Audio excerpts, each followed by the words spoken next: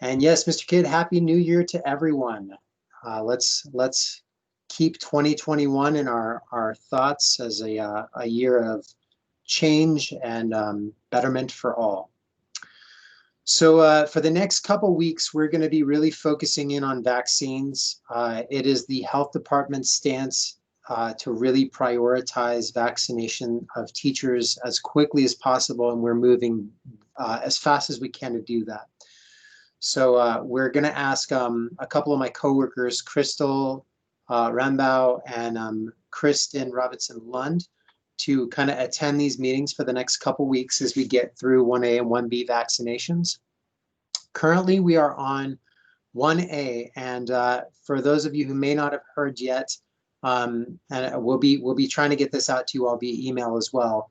1A for schools has begun. So if you have employees that are nurses or health office staff, they can begin to get their vaccinations through 1A deployment. Now, there's some really important details about this that I want to go over briefly, and I'm gonna pull up an email to kind of highlight some of this. So one of the first things with this 1A vaccination group is that the county has shifted the definition to be more inclusive of other 1A professionals in school settings. So what the guidepost is, after some more internal discussion, is if you hold a license as a medical practitioner, then that enables you to be deployed as a 1A, or not deployed, that enables you to be eligible for 1A vaccinations.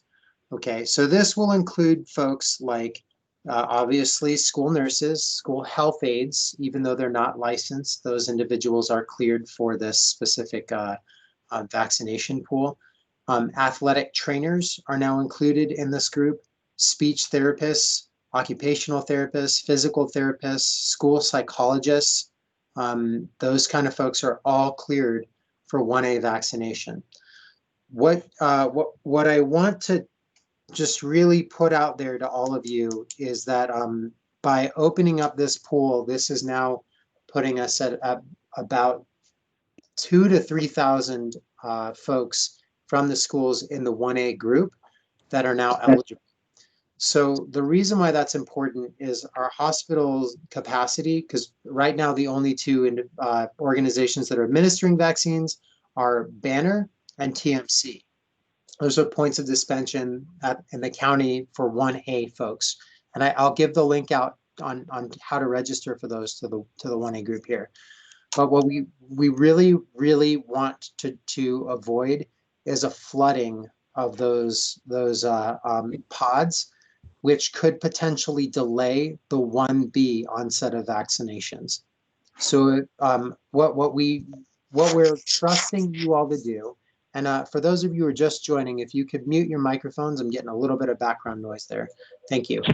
And yes, that's correct. Ms. Sullivan, school nurses, athletic trainers, speech, occupational, physical therapists, school psychologists, any licensed medical professional are all now eligible. And you'll get an email from me shortly listing out some of those groups.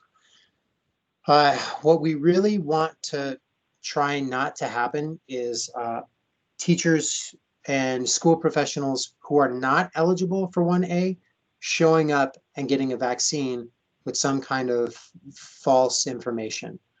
So we're trusting you all as a messenger to the groups that you work with to really make sure that that doesn't happen. Because if it does, it's going to delay 1B group even more. So with the 1A group, if you do have employees that are eligible for 1A, our goal as a health department is to get them registered for vaccination by this Friday. One of the things that TUSD is doing, TUSD is having their lead nursing staff send out a letter or notification to all of the school nurses. Their athletic directors send a letter to all of their sports therapists. I know that's not the right word. Athletic trainers. there it is. And then their what's it called? Exceptional education lead superintendent send out a letter to all of the OTPT and speech therapy folks. So once they get that letter, that acts as more or less their key to go and get their vaccination at either Banner or TMC, okay? Any 1A eligible employee, once they hit the registration link, which again, we want them to get that done before this Friday, and all of you will have this, at least if you're in the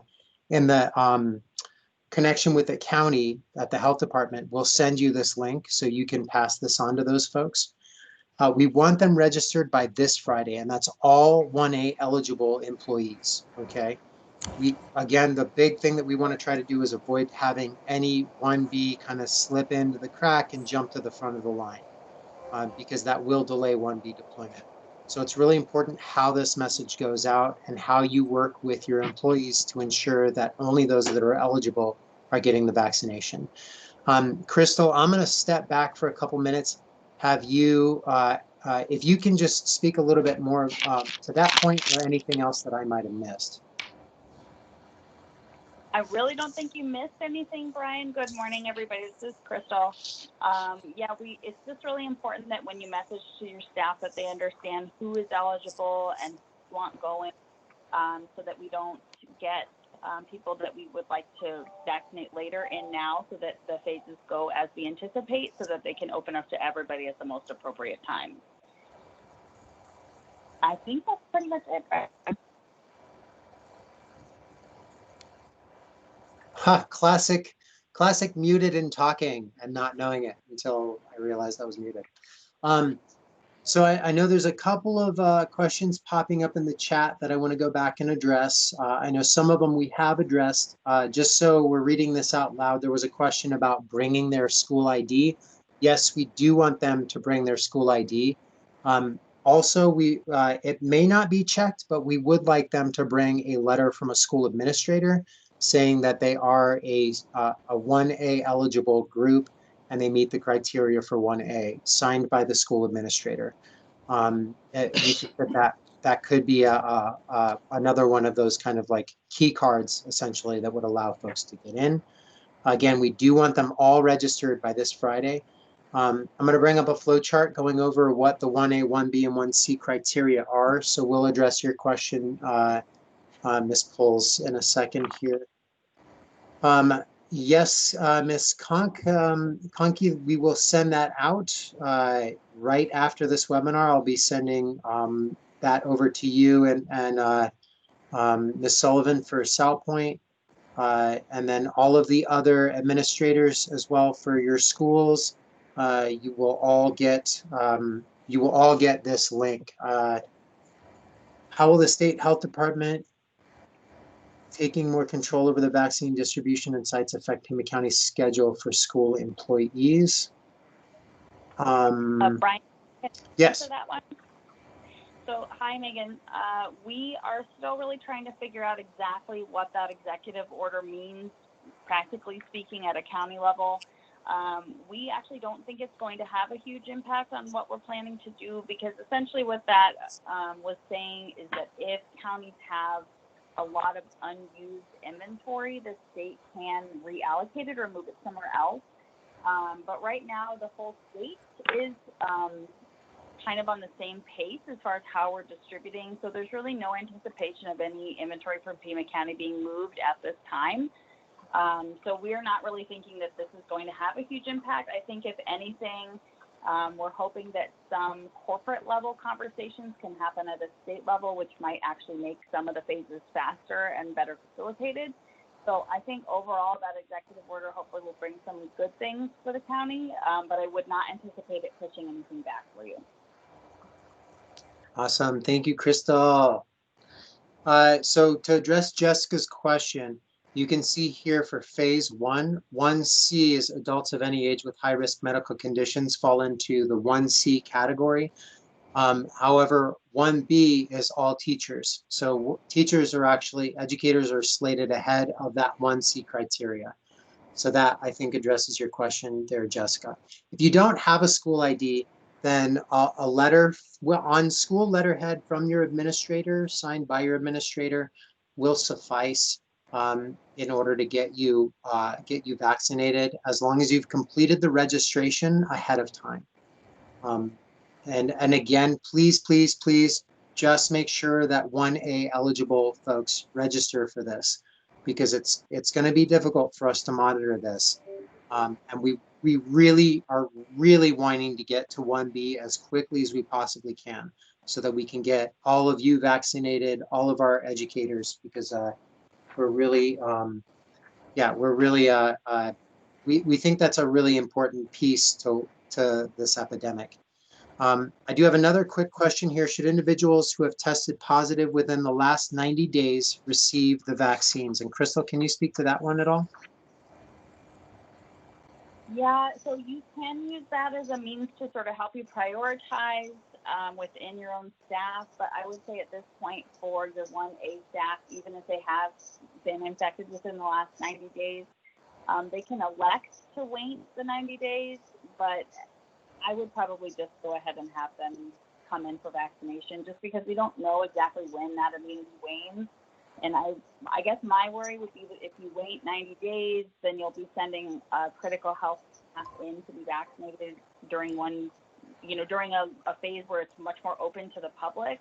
So it might become more competitive, and I wouldn't want you to not be able to get vaccinated at that point. Yeah, great. Ms. Poles, I don't know about school personnel with underlying medical conditions falling under 1A. I wasn't aware of that. Crystal, did you know anything about that? No, I don't see that on the guidance that we adapted directly from ADHS. There is reference to the fact that if you're over 65, you should be more highly prioritized within your subpopulation. But I don't see anything about school staff who are over 65 or with underlying conditions being into 1A. Just if you find that, if you want to email it to Brian, we can certainly take a look at it. Yeah, I would also add in for the 1B, when we do get started on that, if you could make an internal effort to prioritize staff who are actually at the site, who aren't teaching remotely, who have on the ground interaction with students. So prioritizing custodial staff, prioritizing aides in your classroom, the folks that are in with the students is a real big piece to reducing spread quickly. We don't have a timeline for the transition to 1B, and I'm going to be really candid with y'all. We are trying to build this plane as we're in the air, and I think we've all heard that metaphor throughout COVID. Our only thing that we can ask is that we're just going to try to keep in contact with you all as best we can, and as soon as we know that it's go time, we'll start our messaging. And just be prepared to have everything set up to when you get that message, you can get your staff registered in a quick and orderly fashion, so that we can get them in the door and get those populations vaccinated. It's not mandatory. I know that's another thing that's been raised as a concern.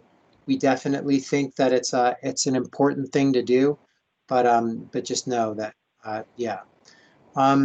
Question from Mr. Olguin: the prioritization of folks with direct contact with students not working remote is for 1A or 1B or both? That was in relation to 1B, Mr. Olguin. 1A, get them in, get them vaccinated now. For 1B, in terms of like this staggering the vaccinations, getting the folks who actually are in the classrooms working with the kids, that might be the right way to prioritize that for your schools. If you have previously sent the names of the health office staff, they will need to register via the link that I will share out in a few minutes here with you all, and they'll have to go into that link and register based on whether they want to receive the vaccine at Banner or at TMC. Crystal, I'm thinking there's a couple of slides on this PowerPoint we might want to just cover too while we've got everyone on. are you able to see the screen share at all? Yeah, I can see it. Which slides did you like me to share? I was going to do the side effects and commonly asked questions. So I'm going to jump to those really quick. Sure. So the side effects, this slideshow only covers the Moderna. But as far as for the Moderna, it's really, I mean, really for both of them, it's fairly similar. We're really anticipating side effects that most people who get any regular immunizations, particularly flu shots, would be anticipating. So local stuff would be injection site pain, tender swelling on the lymph nodes on the side where you got the injection. You can get like some induration, which is hardness at the site. And general side effects would be fatigue, headache, muscle pain, joint pain, chills, nausea, vomiting, and fever. I know that list sounds really horrific when I read it all together, but I think the important thing to message to staff is that these are all really normal side effects from vaccines. They show us that your immune system is working, and they're generally really self-limited, which means they only last usually a couple days. And for most people, they're not severe enough that it obstructs any kind of daily activities. And just to tell people that, you know, if they're not feeling very well, they can always take ibuprofen or Tylenol to kind of help ease some of their symptoms, but most people feel a lot better within a couple days. If you want to go to the next one. Yeah, thanks, Brent. So, of course, with both the vaccines, there's a chance of having a serious anaphylactic reaction. That's true of all the vaccines that we offer. It does seem to be more common with the Pfizer vaccine. We don't exactly know why that is, and that's still being looked at very closely. We can tell you that both of our points of distribution do have really good plans in place to handle anaphylaxis should it occur. They've obviously got quite a few medical staff on site and standing by if you should have that. So definitely don't want that to be something that stands in anybody's way, because it is still a very rare occurrence. So that would be difficulty breathing, swelling in your face and throat, your heart beating more quickly, and rashes on your body. And you could feel like dizziness and feel a general feeling of not feeling well. So that is a possibility to just be aware of. And then for the commonly asked questions, one question that we get a lot is if you can't make the 28 days for the Moderna or the 21 for the Pfizer, if you need to start over. The answer is no. The intervals are recommended for best results and also to ensure that you're protected as quickly as possible. But it doesn't mean you have to start over if you miss. So even if you come back 6 months after the first dose, that's okay. You'll just need to complete your final dose and then you'll be done. So yeah, don't let that keep you from coming back. Let's see, and then this one doesn't really apply because this is more if you're storing and handling vaccines. You can probably go to the next one. This will be kind of addressed. Should individuals with, no, not really. Should individuals with labs confirm COVID? Oh, no, that is the question. Sorry, I'm all over the place. So yes, for your 1A people, I would go ahead and just send them in regardless of infection status. For your 1B folks, I think this kind of plays into what Brian was talking about for prioritizing. So if you get to 1B and you've got people who had an infection within the last 3 months, you might want to send them after some of your other people that have not and are more vulnerable. But that doesn't mean they shouldn't be vaccinated eventually. It's just another way to help you prioritize and get your most vulnerable people vaccinated more quickly. And then the last one here is, go back, Ryan. Do I need a negative test to get the vaccine? No, you do not. So if you are symptomatic for COVID or you're just moderately ill in general, and it doesn't have to be COVID, we recommend that you wait until you're either feeling better or you're out of isolation if it's COVID symptoms. And the point of that is to protect our vaccinators, and also because in general with vaccines, we don't recommend people get vaccinated when they're more than moderately ill. It's not that the vaccine will make you sicker or hurt you or anything. It's just that there's kind of a theoretical belief that if your immune system is fighting something else, you may not get as good of a response to the vaccine and it may not be as efficacious. So we want people to wait until they're feeling well. But you don't have to get a negative test or anything to be vaccinated.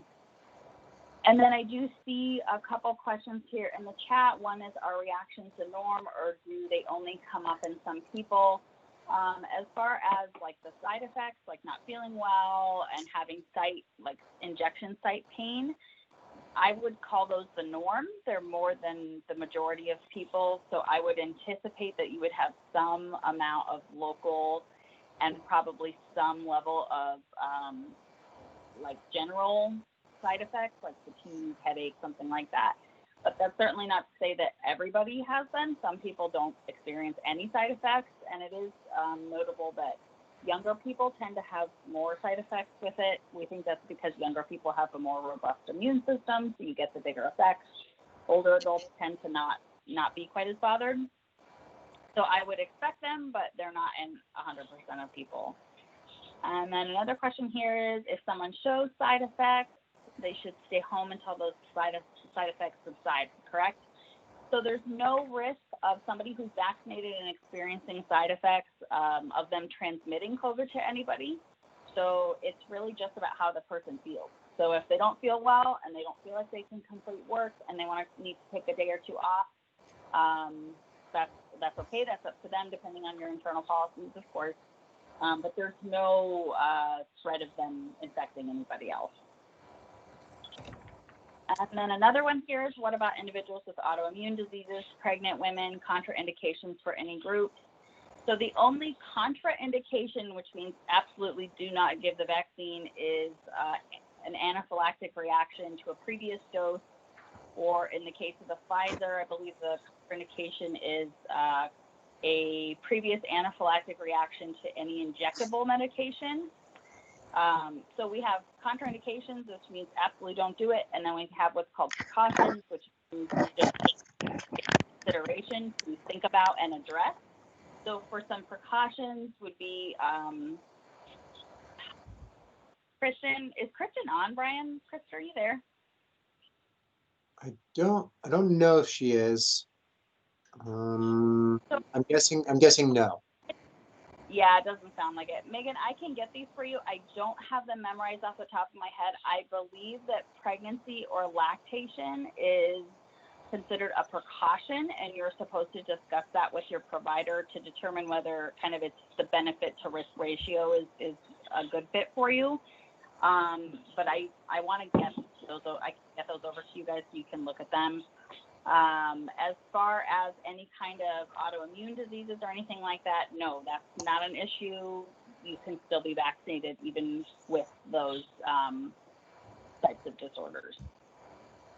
Awesome. Thanks, Crystal. I do want to point out that there is a lot of really great information. If you go to pima.gov and then COVID vaccine, this link right here, then this gives you a ton of really good information, a lot of which Crystal was saying earlier. It gives you all of these FAQs in here are really helpful in terms of addressing a lot of these questions that you have.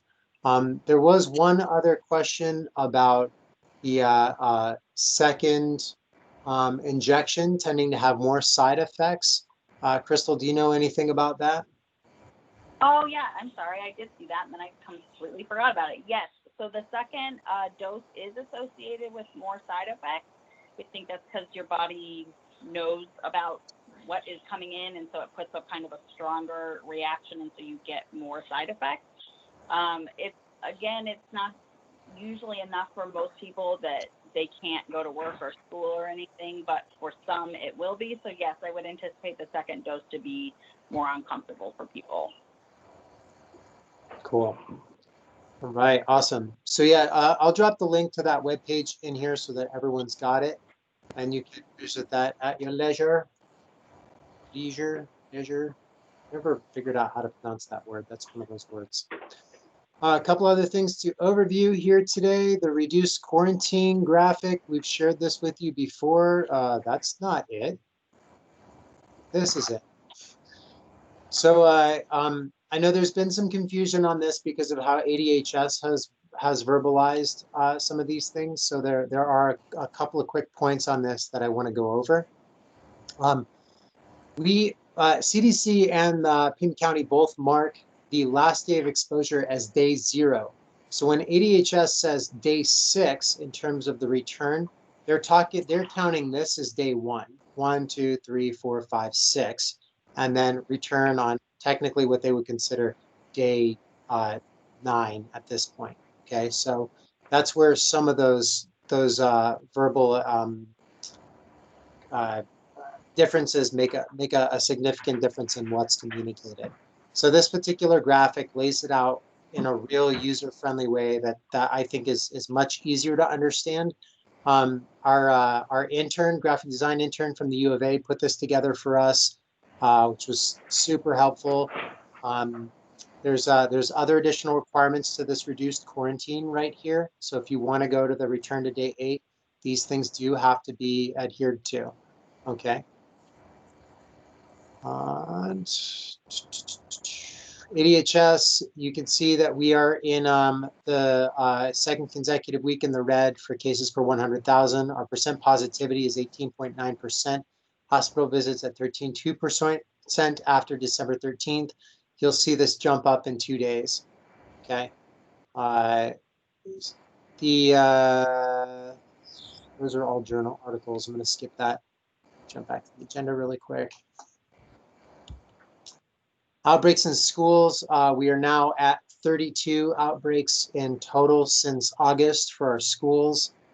The majority of those outbreaks are happening where a student was positive, all the close contacts were sent home, and then some of the close contacts developed COVID symptoms or tested positive for COVID post that exposure and post being sent to quarantine. So out of the 2,000 plus cases that we've collected from our schools, we've only had 32 outbreaks at this point, which is still a little bit too many. If you follow really good mitigation at your school site, if you're doing social distancing, if you're wearing a mask, if you're washing those frequently touched surfaces, and students are practicing good hand washing habits, for those of you that may be coming back to hybrid or currently operating under the governor's stay in school or safe to learn, ready to learn measure, which means that if there's kids that need safe spaces to go, you have to provide that for them. Just please make sure you're implementing really strong mitigation right now, that you've got 6 feet of distance. Absolutely do that as much as you can, okay? 1B totals, if you can get those over to me by this Friday. So that is all of your staff, transportation, food services, security staff, anyone on your school site, they are all considered 1B. This includes your school governing board, your legal department, anyone who helps your school function, it falls under 1B category. So get those total numbers over to me as soon as you possibly can. Just the total numbers will suffice. I just need to be able to submit an aggregate number over to our logistics team. And send those total numbers. Sorry, send those total numbers over to brian.eller@pima.gov. Mr. Kidd, I saw your hand go up there. Yes, Brian, good morning. Thank you. We have a school up in Phoenix.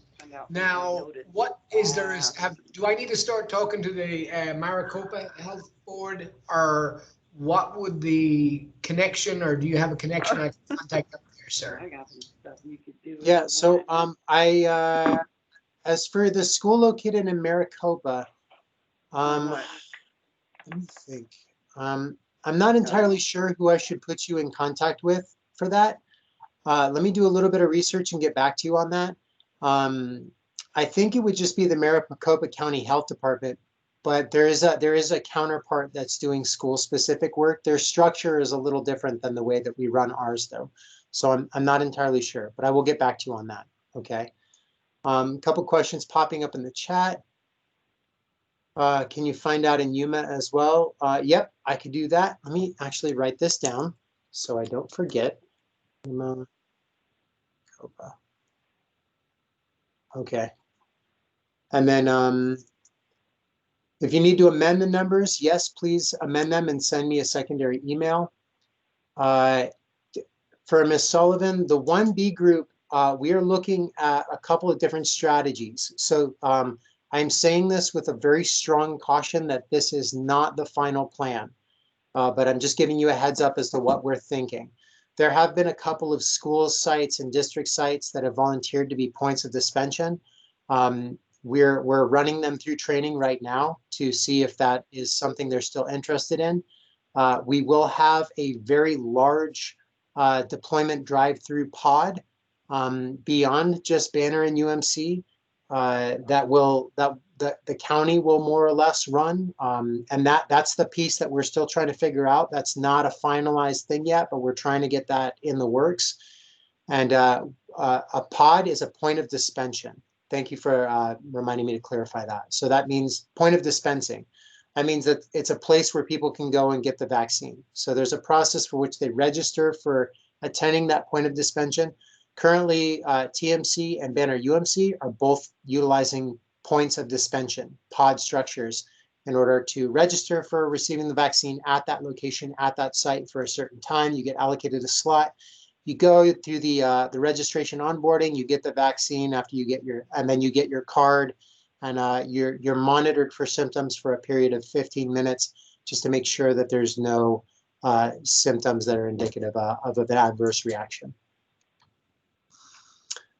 Schools in Douglas, Williams, and Phoenix area, would you also send contacts for our schools in those counties? I think, Brenda, if you mean that you're wanting the point of contact for those counties, I can send that to you. I think what the best way to do this would just be to get a list of all of these individuals and try to, if you can reach out to those health departments individually, it would save me a lot of time. I'll still do the work. I know on Friday we have a meeting with all of those health departments, so I can get a cumulative list from ADHS on those points of contact before that. Douglas, Williams, okay. But it will have to be by county. It can't be by city. Okay. Last thing to go over today before we disperse. There is this channel here. Where is and I'll share this link. There we go. Okay. So I'm going to drop this link into the chat here. I did this last time as well, but there are a few updates. The meeting today will go into this link, so you'll see that come out. If you're interested in doing, if you're functioning as a pod, there is a video that's being loaded. I think it's still being uploaded right now, actually. Yeah, it's still being uploaded. But you'll see it drop into this channel, and it has to do with a lot of the logistics. It's a recorded meeting from a meeting we have with Tanque Verde Unified School District on the logistics behind coming a point of dispensing for vaccines. And oh yeah, Lisa, I cannot forget that. Board of directors, school committee members, etc., may be included in 1B. Yep, that's correct, because they're part of those essential functions of what a school or how a school operates. Okay, let me drop these links in right now while I've got everyone on. And Crystal, I'm thinking I'm just going to drop this whole thing into the chat. What do you think about that? Drop which whole thing into the chat? Sorry. The 1A vaccination. Pick the site for your first and second vaccine. The link for Banner and the link for TMC. Yeah, I think so. Okay, I'm going to stop recording before I do this, just so we don't have this distributed to